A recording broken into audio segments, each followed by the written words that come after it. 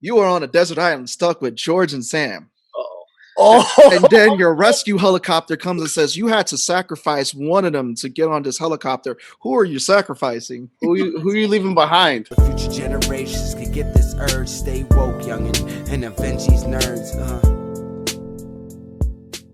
Welcome back to another episode of Nerds and Rounds, guys. I'm your host, Sebastian. It's your boy Law. And your boy Tone from across the hall. And today we have another great, exciting creator series for you guys. Today we have artist extraordinaire Anibal Arroyo. Anibal, welcome to the show. What's up, guys? How you doing? Thanks for having me. I'm glad that you're on the show. We had you on the show before. You were on our Tuesday lives. We were talking about some great stuff. I believe we were talking about Cap and Falcon. I think so. Yes. Yeah, it was. I think episode 3, if I remember correctly. Yeah. Early part. Yeah. Before it got really good. Yeah, before shit went down, right? Yeah, right. And for many people who don't know, you can also catch Mr. Arroyo on Catch Da Craze every once in a while with the crazy guys Sam, George. Get together. You know, the 4 horsemen reunite every month. So Yeah, Nice. Yeah, that's you, George, Sam, and Jonathan Syfax, right? right, yeah. Awesome individuals. So tell us your origin story of what got you on this road of comics. How did you become an artist? What inspired you to become an artist? Because if people don't see, look at that awesome background right there. That is an artist's desk right there. Yo, for real, man. Seriously. He gave us like the little tour earlier, and we were like, "What is happening?" Also looking at where your drawing stand, that thing looks like it has seen some work. Oh, dude, yeah, that's a new one. That's a new one. I only had like. That's the new one. Oh the old man, one, like forget about it. The old one, like, the old one could be considered like a work of art in itself. You know what I mean? Partially what got me into what I'm into today, the earliest recollection that I have in terms of anything make-believe that I was fascinated by at a very early age. And I know you guys are a little younger than I am. I got you by a couple of years. I don't know if you'll remember this series from back in the day. Okay. It was a stop motion animated series mixed with live actors, okay? It was a guy like a doctor, a professor, his son Will, and his daughter Holly. They went off on a routine expedition. That is part of the theme song. They end up going down this waterfall. After they go down the waterfall, they enter this other dimension, and it's called the Land of the Lost. Mm-hmm. I know Saturday morning. Yeah, Living in the land of the lost. I was like, this sounds way too familiar. There was a remake in like the 90s. Maybe you guys remember that one better, but I grew up with that one from like the late 70s and early 80s. And that was the first time that I saw, make-believe come to life. And I was just fascinated by the dinosaurs and the way they moved, and I was hooked. So from then on, actually after that, the next one, you guys probably have seen this one.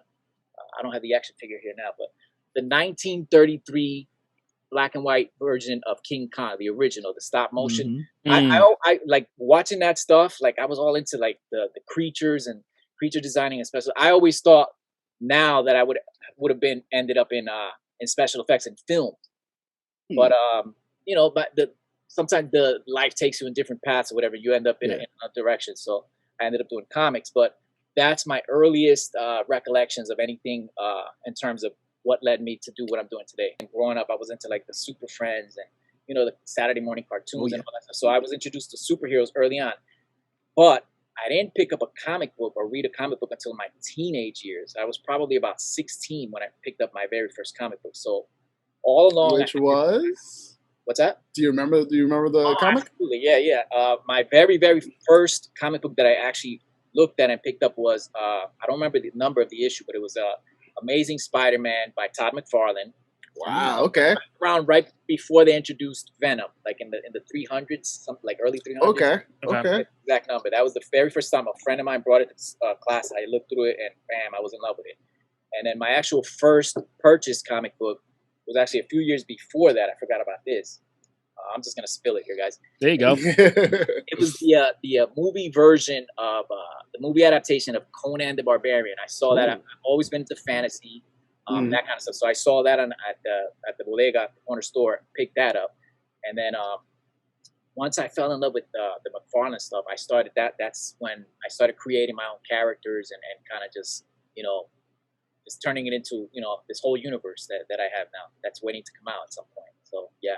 You mentioned that you went to the Kubert school. So what about that program did you get that you were able to transition into comic creation? And could you tell us a little bit about the program too, for Yeah, folks that don't know? absolutely. I'll start with the biggest takeaway from the experience at the Kubert school. I went there for a year. I did a year certification for 1 year. It's a 3-year school, or it was back then. I'm not sure about now. And basically, they prep you for the industry. You know, they prep you. They make you do a portfolio. At senior year, they have reps come from all the big companies, kind of like draft you. You know what I mean? They come cherry pick the best, and they get them on internships and get them going or whatever. For me, the biggest thing I took from that is the fact that I learned that everything I thought I knew before was completely wrong about doing comics. The way that I was doing comics before the Kubert school was completely wrong. I used to just any paper I could get. It was quality. I'm not gonna say it was quality. It was. It wasn't the 11 by 17 boards. You know, it was a regular sketch paper. I would use like Crayola markers, whatever I could get my hands on to do the coloring. Okay. I didn't. I had no discipline in terms of pencils, inks, and colors. I would just do everything all in one shot. It was just chaos. And and going there, I had to unlearn all the stuff that I knew, that I thought I knew, and was doing the wrong way. So it was really, really like it was an eye opener for me actually. And I saw the level that I was really at in reality, and it was nowhere near where I felt I needed to be. And like, again, it was like basic training. You know, it was like intense, man. It was 5 days a week. And then your weekends, you were doing homework. So it was like 7 days a week, really, because you gotta, you're constantly drawing. You're constantly drawing. And in the year that I was there, I did see like a huge growth. Like my stuff just went from A to Z in that amount of time. And I still use a lot of the stuff that I learned there. But you also work in different mediums, because you told me that you work in oils and acrylics, Right. which is definitely different from sequential art. So what is your favorite medium that you like to deep dive in as an artist? What is like something that you just have fun with? It's funny. I actually started, like, even before comics. I actually skipped this whole section of the origin story. I started as a painter. I used to I don't want to use the word hustle, but like I always made money doing portraits of like baby pictures and prom pictures and wedding portraits and that kind of thing, even before I got into comics. And I'm sure you guys are familiar with Bob Ross, the painter. Yeah. Oh yeah, Happy Accidents. Yeah, that dude. Yeah, the Happy Little Trees guy. There you go. So I learned how to paint watching him. So I would just, stand. My uncle, one of my uncles, was like kind enough to get me an easel, which I still own to this day, and I would just prop it up in front of the TV and just paint along with that guy. And that was all before I had to be maybe between 11 and 14. Right before I started doing comics, I was doing like oil paintings. Okay. And to answer your question, I think my favorite medium, honestly, is oil. I do like working in oil. It's I just had a commission I did a couple months back, and I forgot I hadn't done it in years because I've been so deep with the comics, and I forgot how good it was, how good it felt to do that. And I do want to go back to it just for myself, just again because I do enjoy doing it. So yeah, definitely I would say oils, definitely oils. Okay. The character and the story rested for a couple of years. And then I recently, I think last year, I dusted him off again and restarted it and decided to do it as my senior thesis, which is what I'm working on now. And the way that I'm working it is I got this thing here. I got notes. I got thumbnails. Oh, wow. That's how you work. From here, I go into my computer and type up the script. And then when I do the script, I go into my pages, which is what I got here. Working on this as I was watching Loki. Oh, nice. Okay. Badass scene coming up right here. That's cool. As a mutual friend of ours, you collaborated and did worked with doing a Indiegogo with, and I'm gonna share the screen right here. On this piece right here. So look at it. Forbidden. That is my first what do you call it? My first taste of indie comics work. That was actually my first project that I landed as a comic book artist. Oh wow! Nice. So Yeah. And you worked with us with Sam and all that, and this was pretty awesome. It was glad, and again, congratulations on you guys for getting the Indiegogo fully funded. But I mean, I'm not going to show too much of the book, but I do want to show more of your artwork. What was that? What was that like? Did Sam hit you up and be like, "Yo, like, I got a project for you," or was it kind of like you're like, "Hey, what you working on over there?" We Who made the first move? okay, we actually didn't know each other prior to the project for too long. Actually, I had just met them at a show they did in Jersey called the it was a Star Wars convention. I can't remember the name of it. Empire Fan Fest, I think it was. Mhm. And, from that meeting, I saw we gelled pretty well. I saw they were doing their thing. They were around my age. I was like, I want to be doing this too. And a couple of weeks later, I got a phone call. They were like, we got a story. We think your style would fit. I showed them the Kubert school stuff that I had done, like the portfolio I got done from the school. And and then we met up, and Samuel was very professional. He presented the story. He had his little briefcase, and he had a contract. And I was like, wow, this is like real, the only thing he didn't have was money, which Right? I was green. I was like, I just want to get my feet wet. I want to get into business. I don't care about money. I just want to get this. Now it would be a different story. Now it's like, pay me first. Right. Back then I was just so happy to be in the business, and it was a very exciting time. So that's how that all went down, and it was a great collaboration, man. I'm very, very proud of that project, and till this day, it's like I have good memories of it. But I'm just like, again, blown away because I'm looking at these pencils right here too of your work and all that, the eyes, the expressions, the details. Yeah. Again, it's like it just this level of work alone is like, it's phenomenal, bro. And I mean, I'm a big fan of my friends. This has just been like, I'm going to show one more piece here, this one right here, which is another, and this is all ink that you did too on this right here. Yeah, that's my pencils and inks. Yeah, the story I'm working on, I'll break it down really quick for the thesis. It's kind of like a space opera kind of.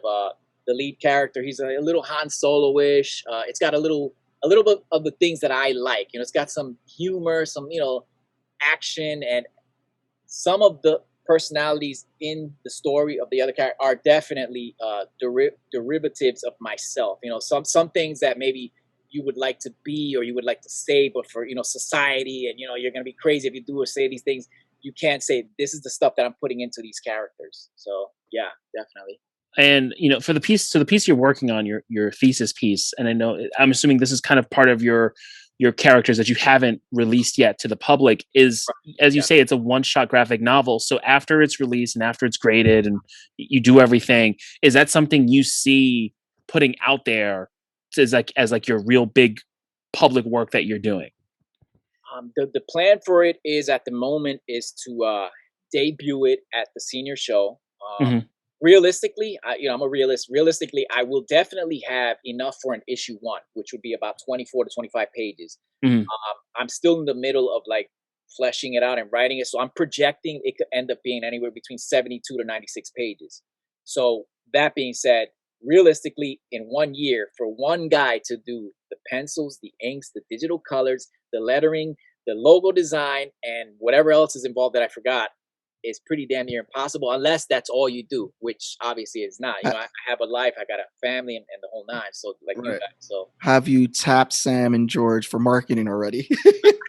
I haven't, but yeah, when the time comes, George is all. I got offers from people to help me. Like I got a friend of mine who does a flat for me, and we'll trade skills, whatever. I'll draw something for him and like things like that. So at the moment, I haven't decided to take them up on it. I like to push myself, and then when I think I can't go anymore, I might reach out and say, okay, guys, maybe it's time for me to pass the baton or whatever. So for the moment, I'm good. But yeah, when the time arises, I got folks in mind.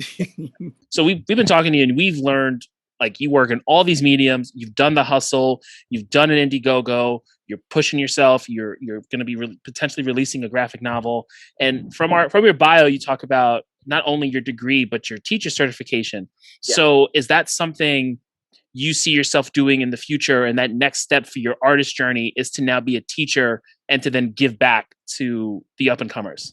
Yeah, I definitely do. It's funny, the path the way I got put on the path. I'm married to a teacher. So, I see my wife chilling in the summertime. Okay. She's like,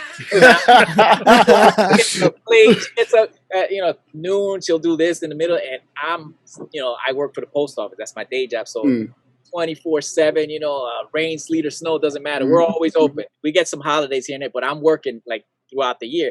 So, I started adding things up. I'm like, hey, she's doing, what could I do with 3 months off in the year? Imagine an artist, with all 3 months off. That is a gold mine. You know what I'm saying? I started putting it together. She's very supportive of me, and she actually pretty much forced me to go back to school and finish my degree and concentrate on the teaching thing. So yeah, I have to thank my wife for that. But I definitely see myself in terms of I love to talk shop, and I like to see young artists coming up, and I like to help whenever I can, or offer my assistance or my advice or whatever. So I definitely see the teacher role being, the next part of my chapter, the chapter of my life, getting into my senior years and whatnot. So I definitely see that. No, definitely. Like I've always been a fan of teachers who walked the walk and didn't just talk the talk. Right. So like if you're an art teacher, future art teacher, and these kids are coming up to you and you're giving them advice, and it's like, yeah, I'm giving you legit advice because this is the shit I had to do. This isn't just the degree talking. This is hard-earned experience. And I always, always had that, contraction between teachers who, it is what it is. You do what you got to do. It's your degree. But I always found it interesting when you go straight into academia without working in like a public sector or having that acknowledged, because having that firsthand experience is just 10 times better when you're relating to your students. So I happy and congratulate you for finishing all that. And hopefully, when you figure out that next path, you're teaching the next great group of artists, because you've got a lot to give. Yeah. Thanks, man. Thanks for that. That's a good way to actually look at it. Appreciate that. You are on a desert island stuck with George and Sam. Oh, and then your rescue helicopter comes and says you had to sacrifice one of them to get on this helicopter. Who are you sacrificing? Who are you leaving behind? That's easy, Sam. There you go. Yo, there was no hesitation. The natives will go crazy. He's got a lot more meat. There's more to eat there. Yo, there was no hesitation. Sam could fend for himself. I love it. Yo, who'd you pick? I don't know. Who'd you pick on that question? I said I'm going off with Law because we're not throwing you off.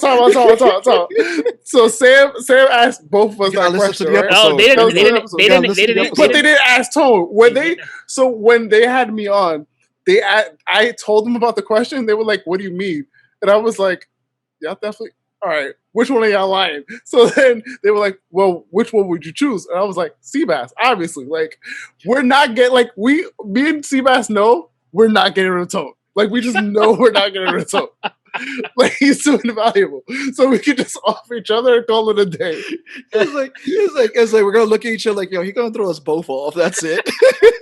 On a desert island, I gotta leave Seabass because homeboy can't swim. So.